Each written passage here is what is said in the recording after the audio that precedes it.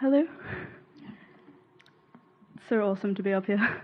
I've been having the most amazing time. Like, everyone here is so in the vortex. You walk down the corridor and you run into someone who has a great conversation to have. Everyone's learning from each other, and it's just so up here all the time. And call it your point of attraction. We know that it seems a little more probable when you're confined like this with each other, sort of locked in your happy cage.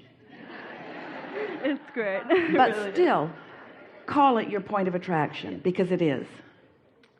I'm just wondering, when we're off this beautiful ship and go back into our current reality, which... Into your new reality. To my new reality. Because you're a different person getting off than you were getting on. Yes, I feel like a totally different person now. Yeah. And thank you for that. And thank me for that. But I have a group of friends, and they're so negative. Is there words I can offer them so that I'd no longer have to be part? Because for a while, See you later. No, See you. No. So yeah, that's what I was thinking, but, you can't just say bye. Well, I can just say bye, but is there here's a way? The thing. Maybe you have come into such vibrational alignment with who you are that you can stand in awareness of someone who you have formerly felt negative about without feeling that way. In other words, maybe you are in step 5 now, where you are appreciating the contrast that they provide you, and you are appreciating the expansion that comes from that, and you are not threatened by what anybody else is doing, and you're stable enough in your own connection that you're not worried that they can detract you from it. And so in the same way that someone watching a child learning to walk, you don't see this new little baby learning to walk, you don't see him falling down and say, "Get up, you little dummy." Instead you say, "It gets better and better." And so there are many people that don't know what you know. There are many who know sort of what you know but haven't learned to practice it yet. And so the best opportunity to maintain your stability is not in an environment like this where it's so easy. It's in an environment where your focus is required. This was starting with something easy. And so start with easy thoughts about your friends. But it is really more about how you prepare yourself for your encounter with them. It's more about what you do before you meet them. It's more about what your vibrational state of being is before you encounter them. Because if you achieve a vibrational state of being that is different from the one they usually run around in, law of attraction will make those meetings sparse.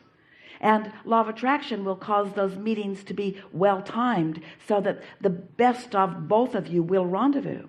And so it's that pre-paving that we've been talking about all week that will make that go easier.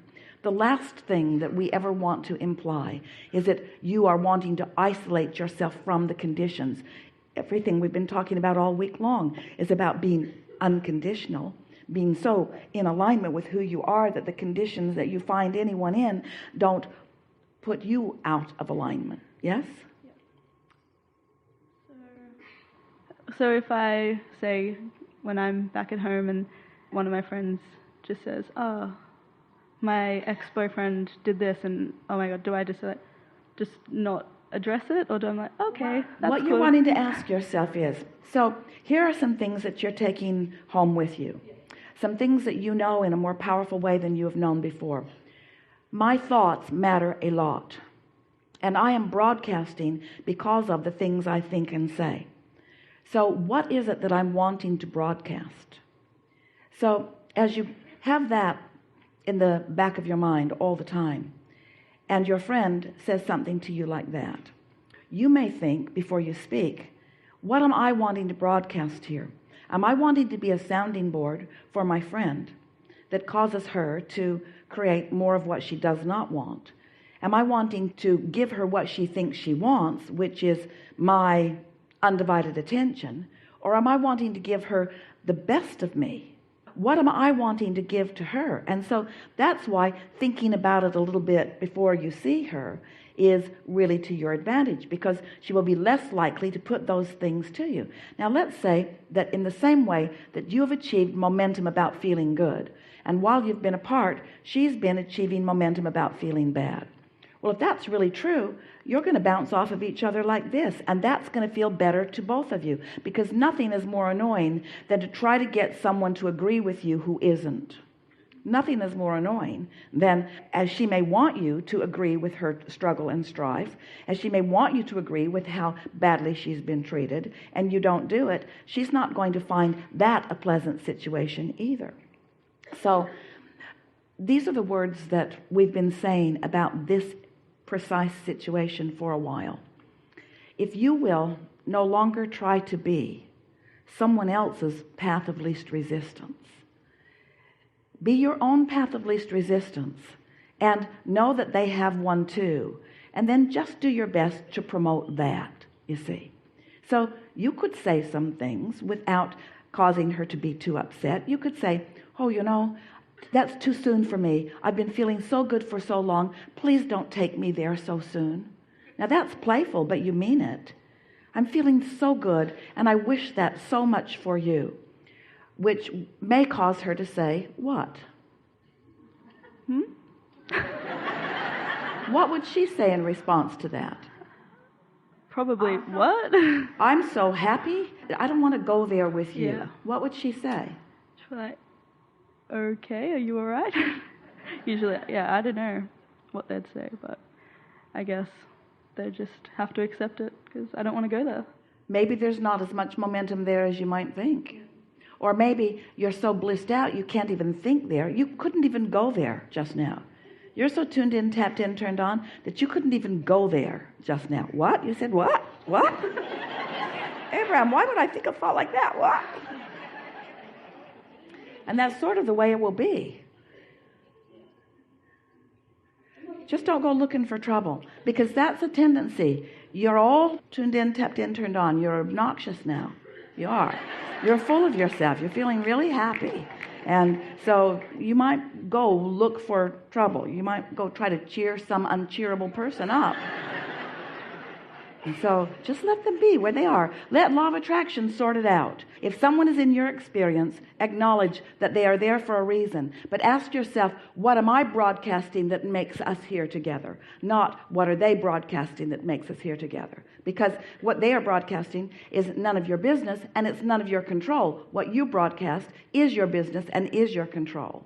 So if you're just cognizant of what you are broadcasting, then you'll have lots of fun with lots of them. And you'll be surprised, because we want you to know there are many happy people that you met on this ship and in these corridors that were at one time just like those negative people back home that you're describing.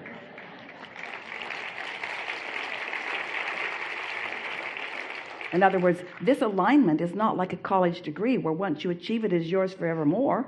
It either is or it isn't in the moment based upon what you've been thinking in the last few seconds or minutes, you see.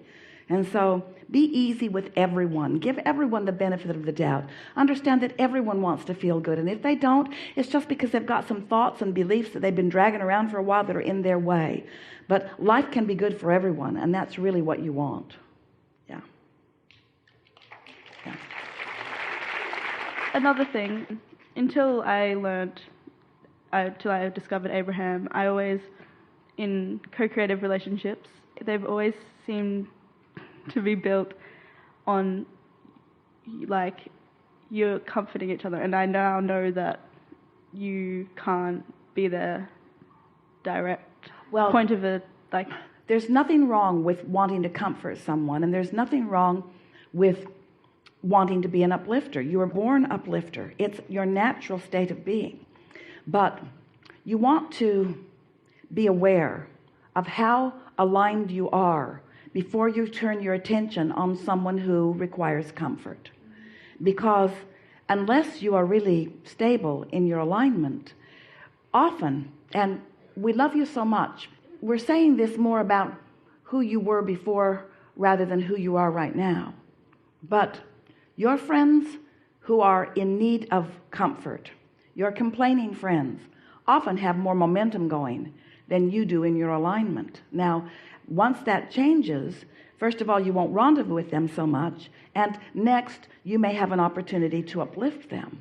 But we really want you to realize that all of them have inner beings, and all of their inner beings are calling them toward what they are wanting, and all of them have the potential to be in the receptive mode.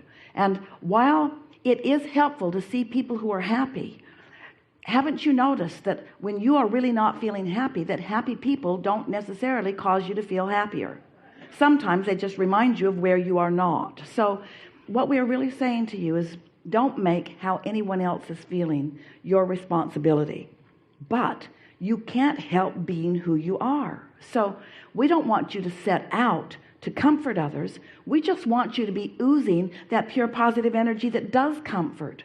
We don't want you to go looking for people that need to be uplifted. We just want you to be so high flying that when they are in your vicinity, if they are playing with you, they are going to join you in the upward motion, you see. And so it really is not about detaching from them. It's about understanding them. It's really about being in step 5 as you play with them. It's about acknowledging that where they are is all right, and acknowledging that step 1 is an important step, and acknowledging that everyone is in that step every now and again, and they may be right now. And think about what they're putting into their vortex, and if you really want to put your attention on it, imagine what they may be asking for, even though they're talking about the opposite. In other words, you have the power to direct your mind in ways that keep you feeling good no matter what others around you are doing. But we are so wanting to emphasize that that is not your responsibility, because those people who make that their responsibility are rarely in alignment with who they are.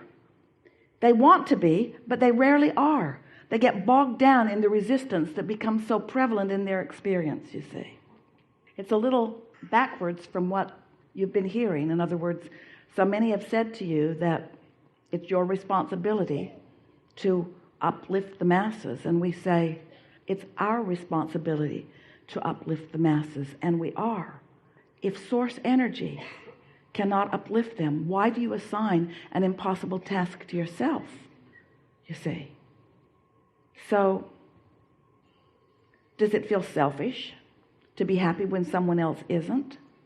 Sometimes you are embarrassed by your thriving when those up close to you are not. But you can't stop thriving enough to make them thrive, because you're not depriving them of thriving. You're not using up all the thriving.